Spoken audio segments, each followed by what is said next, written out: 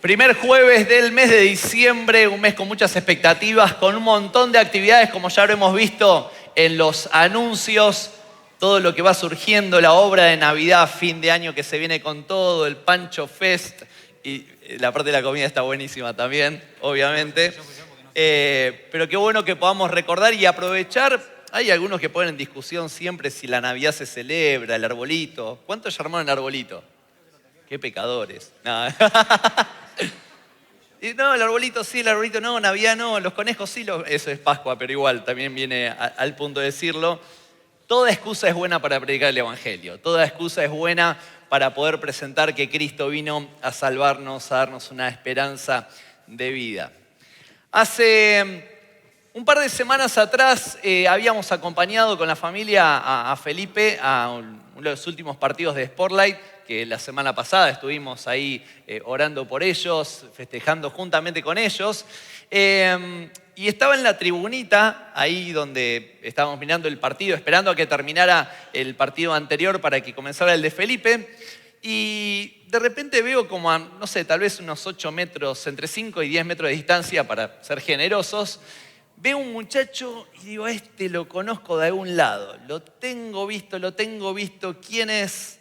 Y le digo a Débora, ay, no se me viene, lo conozco, ya sé, le digo, fue compañero mío del primario y se llama me vino toda una revelación de lo alto, a los espirituales nos pasan esas cosas, y me bajo de la tribuna y le digo, disculpame, vos sos fulanito de tal, cursamos juntos en el primario, hicimos creo que 2 años juntos, estuvimos hace más de 30 años que no lo veía, creo que 32 años aproximadamente que no lo veía.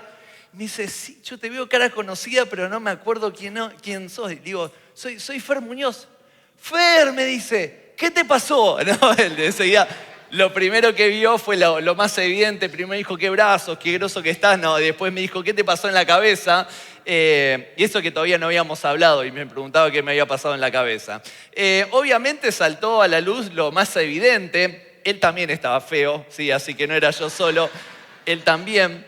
Pero en todo ese momento en el que íbamos charlando, me contó un poco lo que pasó en estos poco más de 30 años, separado 2 veces, varios hijos, multiplicados y fructificados, parece que le vino como anillo al dedo, tiene varios hijos, situaciones muy difíciles, decisiones. Ya en esa época andaba medio derrapando y se ve que siguió derrapando con varias cositas, pero estaba dentro de todo bien ahora, entre comillas. Sí aprovechó a contarme un poco su vida, lo que le estaba sucediendo. Yo apenas pude meter un par de bocaditos, pero fue como ponernos un poco al día de lo que le estaba pasando a cada uno, hasta que empezó el partido y ahí mis ojos se pusieron en Felipe. Ya dije, bueno, seguimos en otro momento y nos pasamos el contacto, pero tratamos de ponernos al día con las actividades, con lo que hacía cada uno, con lo que le pasaba. Y él enseguida abrió su corazón, abrió la puerta de lo que le estaba sucediendo para contarme un poco de sus experiencias o lo mal que le había pasado en una etapa de su vida. Cuando hay encuentros entre diferentes personas que no se ven por un determinado tiempo, lo primero que surge es, tenemos que ponernos al día, tenemos que hablar, tenemos que saber qué es lo que está pasando en tu vida, qué es lo que pasó en todo este tiempo.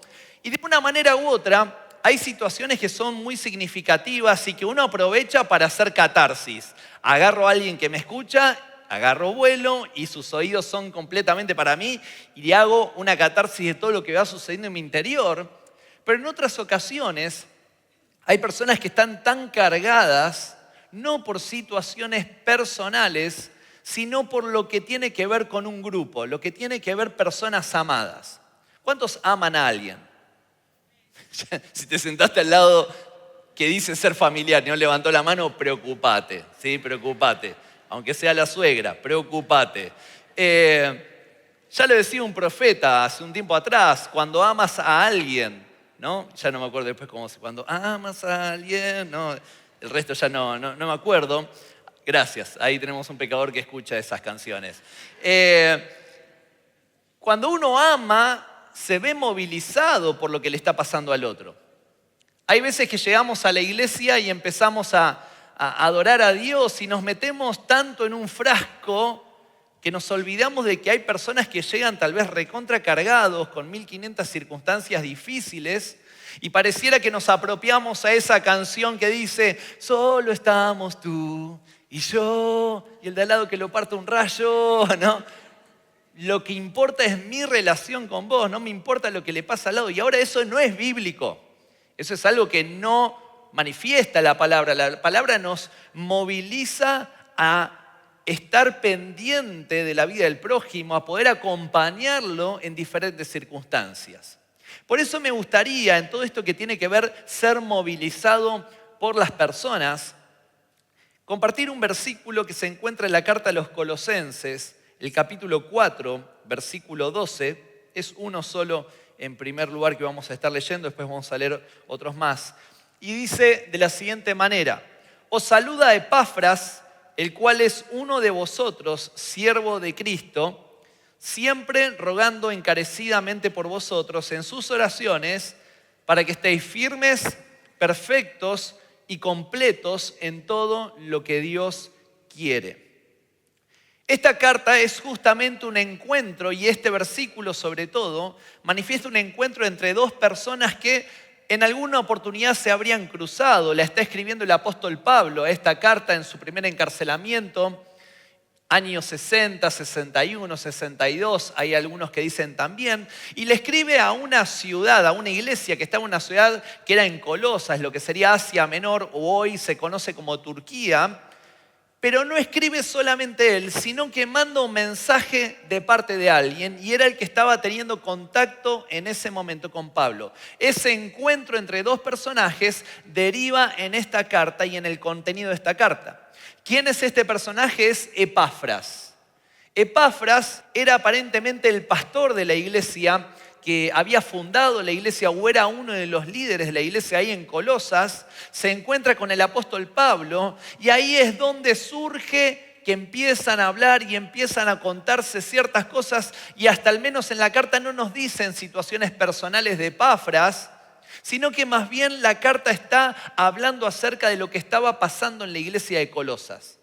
Ya no era una actitud egoísta la de Epafras de encontrarse con Pablo y decirle, che, Pablo, no sabes todo lo que me está pasando, me están sacando canas verdes, ahí lo de la iglesia de Colosas, dichoso el que podía tener canas verdes, ¿no? O algo por el estilo, me está pasando esto, el otro. No. La carta no habla de la parte privada de Epafras, sino que la carta representa una problemática que estaba pasando la iglesia, la gente que estaba en Colosas. Ahora, cuando empieza este versículo 12, en la segunda sección, dice, saluda a Epafras, siempre rogando encarecidamente por vosotros en sus oraciones. No dice que hizo una oración y se olvidó, sino que es enfático el apóstol Pablo. Dice que siempre está rogando encarecidamente por cada uno de los miembros de la iglesia ahí en Colosas. Cuando hablamos de orar por el otro, siempre está la respuesta simplista o la actitud simplista de que cuando nos cruzamos con alguien y nos dice, no, estoy pasando por este problema, le golpeamos la espalda y dices, bueno, voy a estar orando por esa circunstancia, y uno sigue de largo. Pasa una semana, ni te acordaste de orar por aquel, lo viste en el culto siguiente y dijiste, Señor, yo había dicho que iba a orar por ese. Señor, espero que lo hayas tocado, que lo hayas bendecido, que hayas sanado. Te acercás, sí, estuve orando por vos. Estuvo hace 5 minutos sin vergüenza, ¿no? Pero estabas orando, y es muy fácil decir estoy orando, pero acá no solamente Epafras oraba por los de Colosas, sino que dice rogando encarecidamente. Y cuando habla de este término encarecido, en griego es agonizomai, que nosotros tenemos ese término en español que es muy conocido, lo usamos de agonía, por ejemplo, pero no tiene que ver con esa agonía de estar desangrado tratando de subsistir en una situación X de salud, no. Está representando una persona que lucha una carrera, que está compitiendo una carrera y está metiendo todas las fuerzas para poder llegar hasta el final de todo. Esa era la agonía con la que oraba Epafras. Esa era la actitud con la que estaba intercediendo Epafras por cada una de las personas que estaban en Colosas. La oración de Epafras, o mejor dicho, la necesidad de los colosenses había tocado tan fuerte el corazón de Epafras que sentía ese dolor y esa necesidad de estar intercediendo continuamente por cada uno de ellos. ¿Alguna vez te pasó de orar y sentir prácticamente el dolor o la circunstancia que está atravesando la otra persona? Hay veces que en momentos de oración el Señor pone una carga tan fuerte que eso nos va movilizando, no una oración aislada, una oración en cuotas, sino una oración persistente, consistente y de convicción a favor de la persona. Los miércoles se junta el ministerio de intercesión acá en la iglesia de manera física, en la semana lo siguen haciendo de manera personal, pero los miércoles es impresionante cómo se escucha gente agonizando por las necesidades que tenemos en cada una de las personas de la iglesia. Hay personas que llaman a la secretaría, hay personas que escriben por las redes sociales y dicen estoy pasando este problema, estoy necesitando oración por esto y enseguida las secretarias lo comunican al Ministerio de Intercesión e Intercesión tiene una lista gigante de decenas y hasta centenares de peticiones y todos los miércoles uno puede escuchar cuando viene a la iglesia de 7 a 8 un grupo que está clamando y está agonizando por las situaciones internas que cada uno está viviendo. Epafras tenía tal sentido de pertenencia con su congregación que agonizaba cada momento que intercedía por ellos. Pero la necesidad, o mejor dicho, la intercesión que estaba haciendo Epafras no era algo aleatorio, no era algo superficial, sino que había 3 situaciones que las oraciones que Epafras estaba haciendo, se me trabó ahí, ¿no? Pero hablar en lengua se me mezcla a veces y me pasa estas cosas que me trabo. La cuestión que Epafras reconoce que había 3 puntos fuertes en los cuales la iglesia tenía que ser fortalecida. Y eso lo encontramos en la última parte de este versículo 12, que dice, para que estéis firmes, perfectos y completos en todo lo que Dios quiere.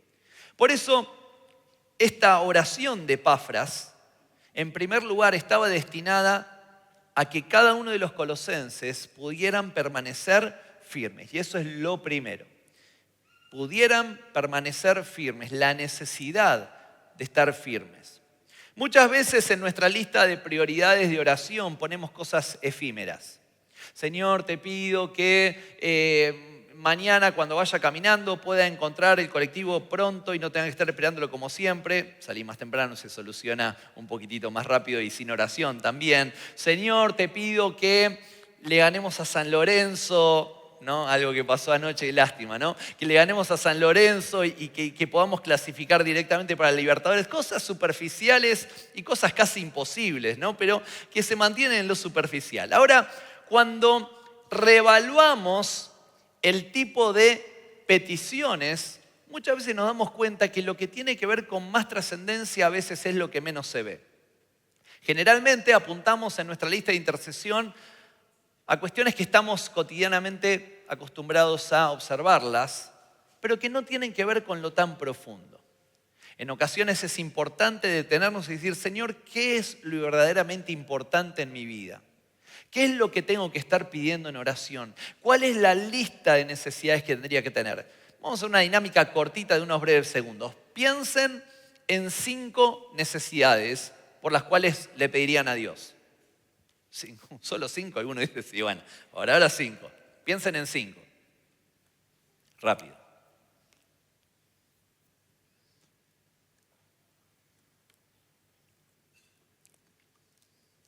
Bien. Si te dieran 1 hora para pensar en tus necesidades, ¿cuántos cambiarían esas 5 que recién se les vinieron a la cabeza? Levanten la mano. ¿Cuántos cambiaríamos? No, la verdad que eso tampoco es tan importante. Pasa a ser lo otro tan importante. ¿Por qué? Porque cuando no tenemos en claro en nuestra mente, muchas veces tenemos muy mezclada el orden de las prioridades en nuestras vidas. Cuando Epafras dice, o Pablo dice en esta carta que permanezcan firmes, que eso era lo que estaba visualizando Epafras, lo que está determinando es que se mantengan estables, fuertes, asentados en un lugar. No hay nada más lindo cuando uno sube a un transporte público que encontrar ese asiento libre. más cuando uno tiene un viaje largo.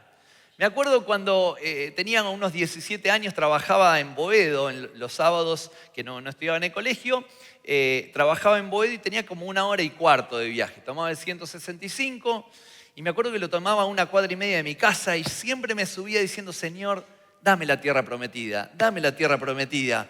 Y me levantaba, subía al colectivo y encontraba ese lugarcito encima en invierno porque uno quiere acurrucarse así en contra de la ventana y dormirse hasta poder levantarse en la parada correcta.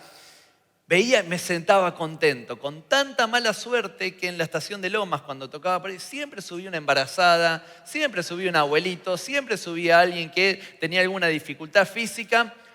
Y como buen cristiano y maduro, yo miraba y decía, ¿no? Si la habremos hecho unos cuantos de esa. El Señor me tocaba rápido y le decía, siéntese señora, venga señora, siéntese, ¿no? Con mucho amor y mucha alegría le terminaba concediendo. No hay nada más lindo que estar firmes y asentados en un lugar y poder permanecer firmes en ese lugar. Ahora, la firmeza de la que está hablando Epafras es la firmeza del Evangelio. No tenía que ver justamente con la comodidad, no tenía que ver con un lugar placentero. No tenía que ver con pasarla de manera bien, sin problemas, sino tenía que ver con permanecer firmes en un evangelio que cada vez era más complicado seguirlo. Pero ¿por qué les dice esto? Porque en Colosas estaba habiendo toda una corriente filosófica y religiosa que quería desplazar el evangelio de Cristo de la vida de aquellos que lo habían abrazado. Básicamente los colosenses estaban siendo afectados por corrientes filosóficas que apartaban de la esencia del Evangelio. Les estaban haciendo creer que la gracia del Señor, que las buenas nuevas del Evangelio no eran suficientes para poder acercarse a Dios. Y estaban arrastrando el pensamiento de cada uno de los colosenses de tal manera que fueron sacudidos, fueron quitados de ese lugar donde tendrían que haber estado firmes y empezaron a arrastrarse o querían arrastrarse y seguir esas tendencias. De repente, de haber aceptado ese evangelio predicado por Pablo, o al menos llevado por Pablo a diferentes lugares de Asia Menor, no en Colosas porque todavía no había llegado y probablemente no se conocían personalmente, pero de haber recibido una doctrina sana, de haber recibido un evangelio limpio, empezaron a venir maestros de doctrinas raras y los empezaron a arrastrar a prácticas que eran completamente distorsionadas con lo que implicaba la gracia y la vida de Cristo. Ese era el miedo que estaba teniendo Epafras y por lo cual agonizaba en oración por los colosenses. Él decía, Dios, te pido que ellos puedan permanecer firmes frente a todo este viento de doctrinas que se le están acercando. Ahora, qué increíble que 2000 años después a veces seguimos luchando con lo mismo. Personas que son arrastradas por vientos, por doctrinas, corrientes donde te plantean una vida tan poética y enamorada de Dios que te abstrae del mundo y te saca de la realidad. Canciones hiperrománticas, pero que son poco teológicas o nos quitan de la esencia de la misión. Incluso diferentes corrientes que te dicen, no, porque Cristo viene pronto y viene a reinar y estás con tantas ganas de que Cristo venga a reinar que te olvidas de predicar el evangelio, para que la venida del Señor sea mucho más temprana a lo que podría llegar a darse. ¿Por qué, habiendo conocido la verdad de Cristo, hay personas que tienen la necesidad de ir tras nuevas revelaciones? ¿Por qué esa necesidad de estar buscando lo último? ¿Por qué esa necesidad que ahí tenemos un par de preguntitas que surgen de eso? A ver, vamos a 2 más, ya pasamos eso también. Ahí está. ¿Por qué hay personas que conociendo la verdad van en búsqueda de nuevas revelaciones? ¿Por qué, en segundo lugar, hay personas que tienden a bajar los brazos frente a las circunstancias que parecieran hacer tambalear la estabilidad espiritual de cada una de las personas? Y la respuesta es una sola. Son personas que no lograron introducirse correctamente con sus raíces a la profundidad del Señor. Son personas que no supieron echar raíces sólidas y poder afirmarse con esa contundencia del Evangelio como la que estaba orando Epafras ahí junto a Pablo. Personas que decidieron construir sobre la arena y no decidieron construir sobre la roca. El Salmo número 1 nos habla claramente de este concepto. Dice, bienaventurado el varón que no anduvo en consejo de malos, ni en camino de pecadores estuvo, ni se sentó en silla de escarnecedores, sino que en la ley de Jehová está su delicia y en su ley medita día y noche. Será como árbol plantado junto a corrientes de aguas. Un árbol plantado en el lugar correcto. Dios sabe dónde te planta. Y no es porque seamos la mejor iglesia y estamos lejos de eso, pero acá vas a encontrar alimento sólido. Vas a encontrar un lugar donde te vamos a dar la palabra y no te vamos a pintar el enamoramiento del Evangelio. Te vamos a pintar las cosas como el Señor las presenta en su Evangelio. Con las dificultades, con las cosas malas, con las cosas buenas, pero todo lo que nos ayuda a crecer y a fortalecer nuestra fe en Cristo. No dejarnos arrastrar por corrientes raras. Por eso hacemos mucho énfasis en que cada uno se prepare, en que cada uno estudie la Biblia, en que cada uno pueda tener las herramientas para conocer en profundidad a lo que es el Señor. Pero la primera parte es fundamental. Bienaventurado el varón que no anduvo en consejos de malos. Y fíjense esta secuencia, hace un tiempo la hablé con un grupo, no me acuerdo cuál de la iglesia, pero la hablé con un grupo. Bienaventurado el varón que no anduvo en consejo de malos, ni caminó en camino de pecadores, ni tampoco terminó haciendo ¿qué cosa? Se terminó sentando. En otras palabras, el lugar donde nos terminamos sentando es el lugar donde primero abrimos nuestros oídos.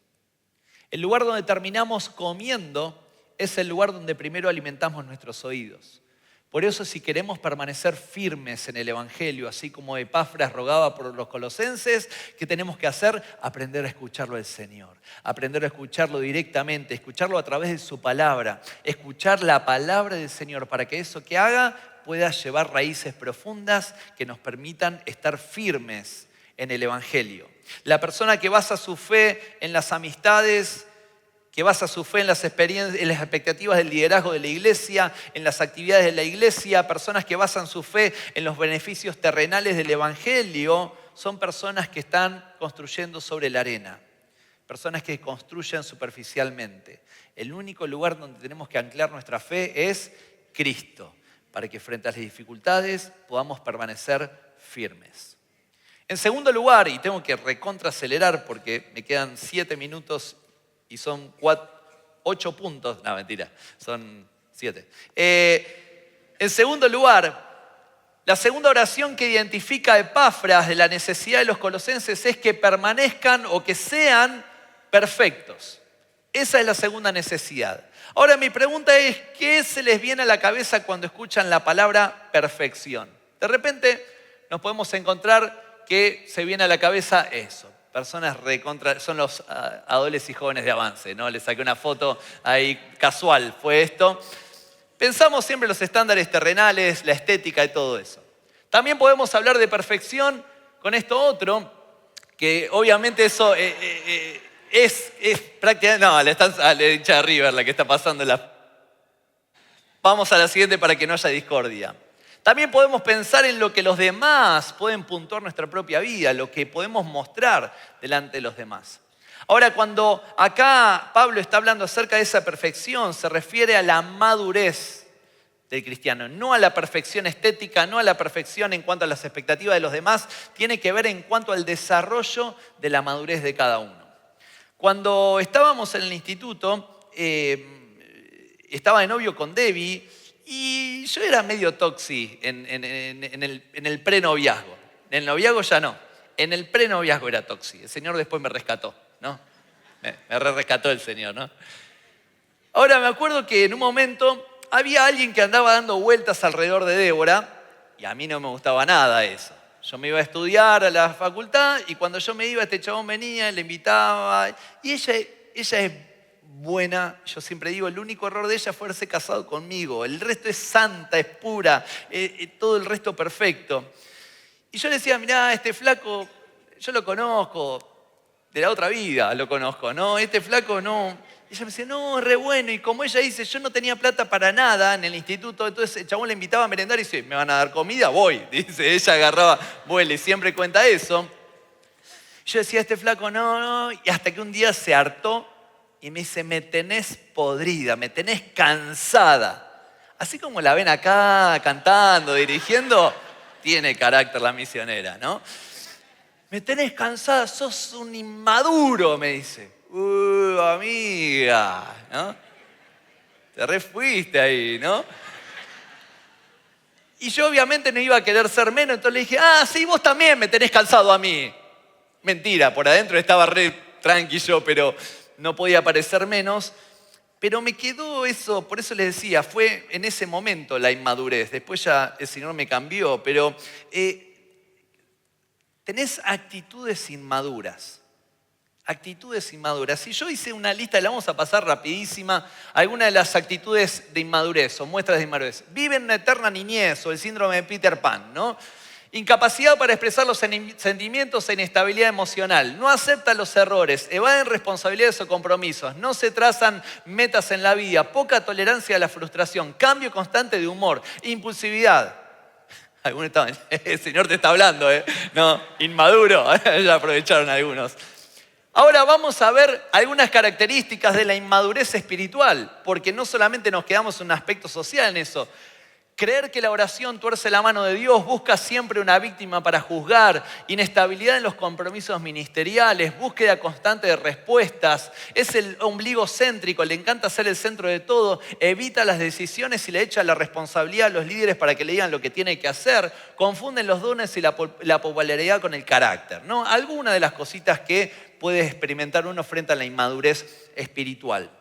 Ahora, qué peligroso que es que vivamos una vida cristiana lejos de lo que lleva un compromiso y una responsabilidad espiritual. Por eso acá Pablo está diciendo de parte de Epafras que sean maduros, que no se dejen arrastrar por cualquier cosa, que ya sean estables, que tengan una mente en la que puedan discernir qué es lo bueno, qué es lo provechoso, qué es lo que les va a ayudar a crecer. Muchas veces la inmadurez es consecuencia de la experiencia, de la falta de experiencia. O peor todavía, de no permitir que las experiencias forjen nuestro carácter. Por eso es importante entender siempre que hasta que no salgamos aprobados, el Señor va a permitir situaciones y es como un examen que continuamente, hasta no aprobarlo, va a venir una y otra vez.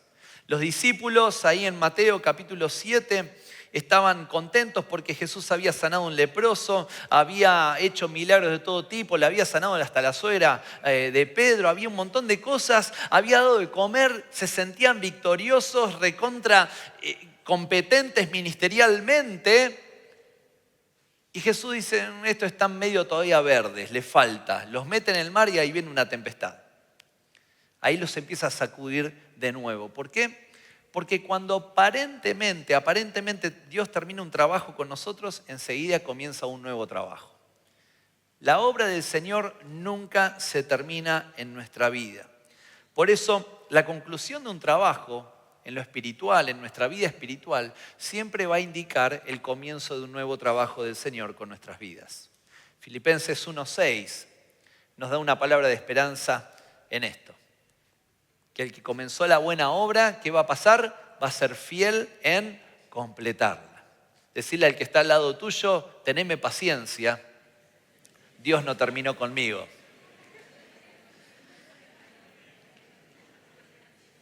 ¿Y qué es lo tercero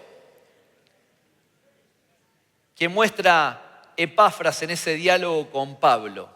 ¿Cuál es la tercera necesidad de los colosenses? Dijimos en primer lugar la necesidad de permanecer firmes, de no dejarse arrastrar por ningún viento de doctrina. En segundo lugar, la necesidad de ser maduros, de poder discernir las cosas que van sucediendo. Pero en tercer lugar, muestra la necesidad de sentirnos completos en lo que Dios quiere. No es simplemente sentirnos completos, es sentirnos completos en lo que Dios quiere, en el cumplimiento de la voluntad de Dios. Y hay una diferencia enorme entre sentirme completo en lo que Dios quiere o buscar cosas para sentirme completo. Por eso hay gente que incluso estando dentro de la iglesia se angustia, se deprime porque siempre está tratando de buscar algo para tratar de llenar un gran vacío en su vida. Hasta que Cristo no sea la plenitud en tu corazón, siempre vas a estar en la búsqueda de cómo completarlo. Lo puedes completar con actividades, o lo querés a veces completar, lo queremos completar con actividades en la iglesia. Lo queremos completar con alguna relación emocional. Lo queremos completar con una carrera, lo queremos completar con un trabajo, lo queremos completar con sentirnos amados dentro de la iglesia. Nada va a completar nuestra necesidad, nada va a ser suficiente como solamente la persona de Cristo en nuestras vidas. Por eso yo me siento completo cuando entiendo que mis necesidades nunca van a ser satisfechas por algo ajeno a Dios. Yo me siento completo cuando entiendo que fuera de Dios no necesito absolutamente nada. Y me siento completo también cuando hago lo que Dios me pide que esté haciendo. Y con esto estoy terminando. Hechos capítulo 9, versículo 1, no, creo que no está en la pantalla. Dice, Saulo, respirando aún amenazas y muerte contra los discípulos del Señor, vino al sumo sacerdote y le pidió cartas para las sinagogas de Damasco a fin de que se hallase alguno de los hombres o mujeres de este camino y los trajese presos a Jerusalén. Mas yendo por el camino, aconteció que al llegar cerca de Damasco, repentinamente le rodeó un resplandor de luz del cielo y cayendo en tierra oyó una voz que decía, Saulo, Saulo, ¿por qué me persigues? Saulo, Saulo, ¿por qué me persigues? Si analizamos la vida de Saulo o de Pablo desde la perspectiva religiosa, era un 10. Cumplía con todas las órdenes religiosas.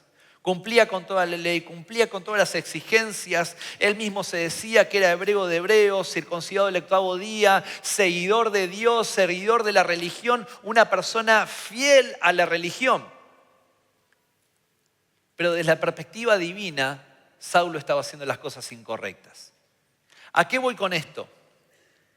Que Saulo creía que estaba haciendo las cosas para Dios, cuando en realidad respondía a sus propios deseos. Cuando en realidad lo que estaba haciendo respondía a sus propias necesidades. Por eso hay una diferencia enorme entre hacer lo que yo creo que Dios necesita y hacer lo que Dios me pide que haga.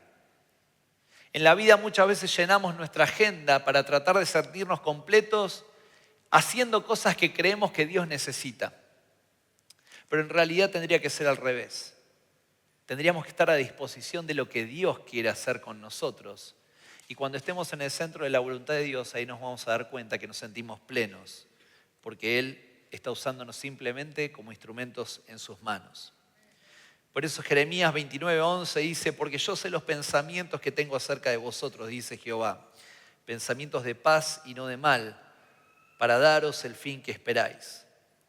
En la NBI dice, porque yo sé muy bien los planes que tengo para ustedes, afirma el Señor, planes de bienestar y no de calamidad, a fin de darles un futuro y una esperanza. La voluntad de Dios sigue siendo perfecta, aun cuando nuestros sentidos y lo que está pasando realmente va de contramano.